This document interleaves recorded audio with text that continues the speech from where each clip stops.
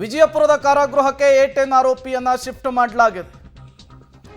ಕಲಬುರಗಿಗೆ A11 Nagaraj shift ಆಗಿದ್ದಾನೆ. ಈತ ದರ್ಶನ್ ಅವರ ಅಘೋಷಿತ ಮ್ಯಾನೇಜರ್. ಒಂದೇ ವಾರದಲ್ಲಿ ಇಬ್ಬರು ಆರೋಪಿಗಳನ್ನ ಕರೆತಂದಿದ್ದಾರೆ. ಆರೋಪಿಗಳು ಒಂದೇ ವಾಹನದಲ್ಲಿ. ದರ್ಶನ್ಗೆ ರಾಜಾತಿಥ್ಯ ಡಿ ಗ್ಯಾಂಗ್ ದಿಕ್ಕಾಪಾಲಾಗಿದೆ, ಕಕ್ಕಾಬಿಕ್ಕಿಯಾಗಿದೆ. ಒಂದೇ ವಾಹನದಲ್ಲಿ ಇಬ್ಬರು ಆರೋಪಿಗಳನ್ನ ಕರೆತಂದಿದ್ದಾರೆ ಪೊಲೀಸರು. 2 ಬ್ಯಾಗ್ಗಳೊಂದಿಗೆ ಬಂದಿದ್ದಾರೆ. ಸ್ಟೋನಿ ಬ್ರೂಕ್ನ ಮಾಲೀಕ A10 ಆರೋಪಿ ವಿನಯ್.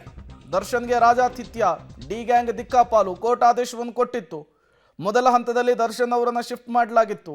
ಉಳಿದ ವಿಚಾರಣಾಧೀನ ಕೈದಿಗಳಲ್ಲಿ ಸ್ವಲ್ಪ ಆರೋಗ್ಯದ ಏರುಪೇರು ಜೊತೆಗೆ ಒಂದಿಷ್ಟು ಪೇಪರ್ ವರ್ಕ್ ಮುಗಿಯೋದು ಕೂಡ ಡಿಲೇ ಆಗಿತ್ತು. ಈಗ ಉಳಿದವರನ್ನ ಶಿಫ್ಟ್ ಮಾಡುವಂತಹ ಕೆಲಸಕ್ಕೆ ಮುಂದಾಗಿದ್ದಾರೆ ಅಧಿಕಾರಿಗಳು.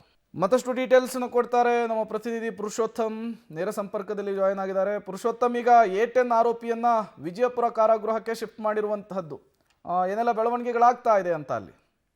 ಪ್ರೇಮ್, ಏನಂತಂದ್ರೆ ಕಳೆದ 4 ದಿನದಿಂದ ಕೂಡ ಏನಂದ್ರೆ ವಿನಯ್ನ ಶಿಫ್ಟ್ ಮಾಡ್ತಾರೆ ಅನ್ನೋದು ಕೂಡ ಸಾಧ್ಯತೆ ಇದೆ ಅಂತ ಹೇಳಿ ಹೇಳ್ತಾ ಇದ್ರು. ಆದ್ರೆ ಏನೋ ಒಂದು ಅನಾರೋಗ್ಯ ಕಾರಣ ಅಂದ್ರೆ ಕಲಬುರಗಿ ಆರೋಪಿ ಏನಿದ್ದಾರೆ ನಾಗರಾಜ್ ಅಂತ ಹೇಳಿ ಅವ್ರಿಗೆ ಒಂದು ಅನಾರೋಗ್ಯ ಆಗಿತ್ತು. ಆ ಕಾರಣಕ್ಕಾಗಿನೇ ಏನು ಅಂತಂದ್ರೆ ಒಂದ್ ಸ್ವಲ್ಪ ತಡೆ ಆಗಿತ್ತು ಅನ್ನೋದು ಕೂಡ ತಿಳಿದು ಬಂದಿತ್ತು. ಆದ್ರೆ ಇವತ್ತು ಏನು ಅಂತಂದ್ರೆ ಕೊನೆಯದಾಗಿ ಈಗ ಸದ್ಯಕ್ಕೆ ಏನು ಅಂದ್ರೆ ವಿನಯ್ ಹಾಗೂ ಇಬ್ಬರನ್ನು ಕೂಡ ಏನು ಅಂತಂದ್ರೆ ಒಂದೇ ವ್ಯಾನ್ ನಲ್ಲಿ ಕರ್ಕೊಂಡ್ ಬಂದಿದ್ರು.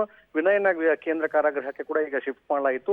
ಇನ್ನು ವಿನಯ್ನ ಏನ್ ಬಂದಿದ್ರು ಮೊದಲನೇದಾಗಿ ಏನು ಅಂತಂದ್ರೆ ಆರೋಗ್ಯ ತಪಾಸಣೆ ಮಾಡಿ ತದನಂತರ ಅವ್ರನ್ನ ಜೈಲ್ ಒಳಗಡೆ ಕಳಿಸಲಾಗಿದೆ. ಇನ್ನು ಆರೋಗ್ಯ ಒಳಗಡೆ ಏನು ಪ್ರಕ್ರಿಯೆ ಇರುತ್ತೆ ಎಲ್ಲ ಪ್ರಕ್ರಿಯೆ ಮುಗಿದ ನಂತರ ಯಾವ ಸೆಲ್ಗೆ ಹಾಕ್ಬೇಕು, ಆಮೇಲೆ ಯಾವ್ದು ಕೈದಿ ನಂಬರ್ ಕೊಡ್ಬೇಕು ಅನ್ನೋದು ಕೂಡ ಸಂಪೂರ್ಣವಾಗಿ ಮುಂದೆ ಮಾಹಿತಿ ತಿಳಿಯಲಿದೆ. ಪ್ರೇಮ್, ಥ್ಯಾಂಕ್ ಯು ಪುರುಷೋತ್ತಮ್ ತಮ್ಮೆಲ್ಲ ಮಾಹಿತಿಗಾಗಿ. ವಿಜಯಪುರದ ಕಾರಾಗೃಹಕ್ಕೆ A10 ಆರೋಪಿಯನ್ನ ಶಿಫ್ಟ್ ಮಾಡಲಾಗಿದೆ. ಈ ಬೆಂಗಳೂರಿನ ಸೆಂಟ್ರಲ್ ಜೈಲಿನಲ್ಲಿ ರಾಜಾತಿಥ್ಯದ ವಿಚಾರಕ್ಕೆ ಕೋರ್ಟ್ ಎಲ್ಲರನ್ನೂ ಕೂಡ ಚದುರಿಸಲಿಕ್ಕೆ ಸೂಚನೆಯನ್ನು ಕೊಟ್ಟಿತ್ತು.